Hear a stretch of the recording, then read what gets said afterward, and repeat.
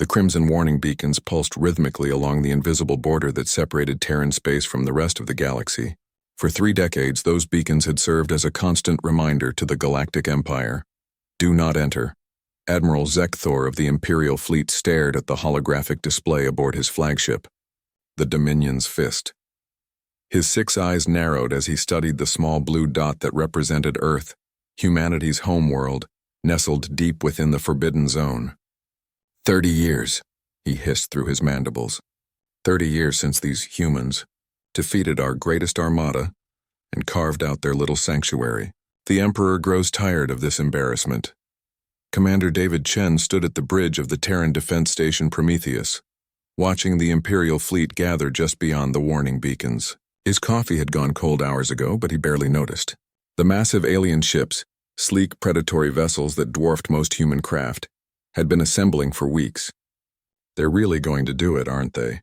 asked Lieutenant Emma Rodriguez, his tactical officer. Her fingers danced across the holographic controls, updating threat assessments in real time. David nodded grimly. "Intelligence reports suggest the new Emperor wants to make a statement. Apparently our little quarantine zone is bad for Imperial prestige." Emma's laugh held no humor. Bad for their prestige? They should remember what happened to the last fleet that thought humans were easy prey. The first Imperial ships crossed the beacon line at 800 hours, Terran Standard Time. Immediately, automated warning systems activated, broadcasting the same message that had echoed through space for 3 decades. "Warning, you are entering Terran protected space. Humanity wishes no conflict, but will defend itself with extreme prejudice. This is your final warning. Turn back now." Admiral Zekthor silenced the transmission with a gesture. "Primitive threats from a barely spacefaring species. Begin the advance." What the Imperial fleet didn't know, what no alien species had ever truly understood, was that humanity's greatest weapon wasn't their technology. It wasn't their ships, their weapons, or even their tactical brilliance. It was their absolute, terrifying refusal to give up. The first wave of Imperial fighters swept toward the outer colonies, expecting the same overwhelming victory they'd achieved against countless other species. Instead, they found something unprecedented in galactic warfare. Every human settlement was fortified. Not just the military bases, the civilian colonies, the mining stations, even the research outposts. Humanity had spent 30 years turning their entire territory into one vast fortress. "Contact at Grid 77, Emma reported, her voice steady despite the gravity of the moment. "They're hitting New Geneva." David opened a channel to the colony. The face that appeared on screen was weathered and determined, a mining supervisor named Marcus who'd become an impromptu military commander. "Commander Chen," Marcus said, explosions lighting up the background behind him. "We've got about 200 Imperial fighters incoming. My miners are at their positions." Acknowledged, New Geneva. "Remember the drill. Make every shot count." What followed defied every military doctrine the Galactic Empire had ever developed. The mining colony didn't surrender when faced with overwhelming odds.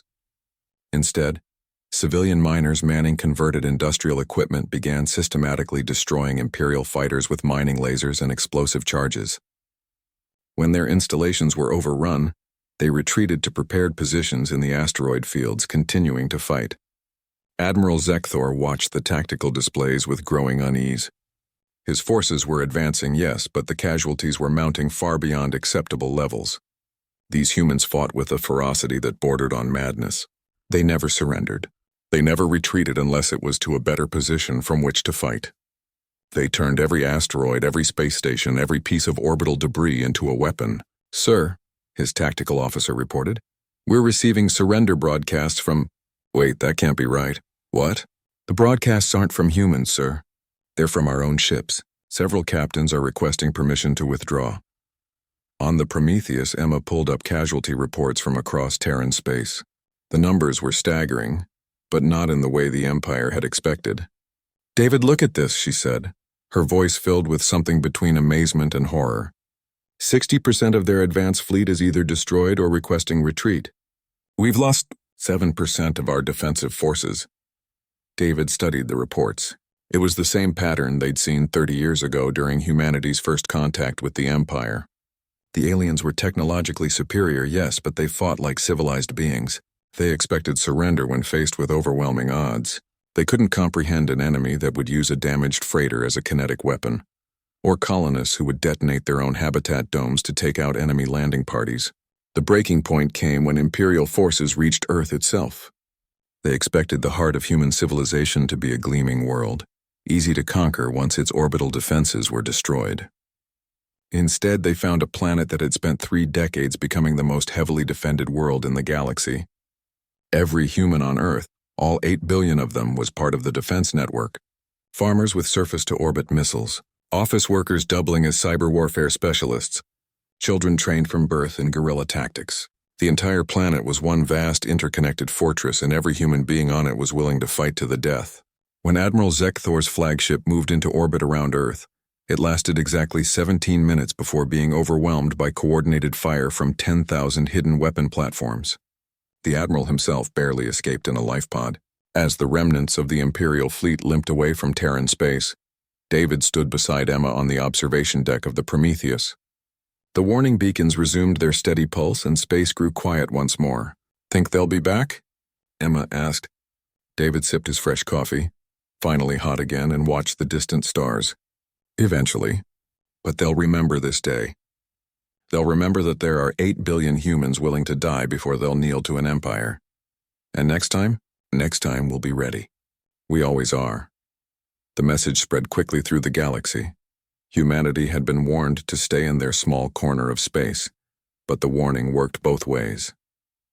The Empire had learned, as countless others before them, that some species simply could not be conquered. Because humanity's greatest strength wasn't their technology or their tactics.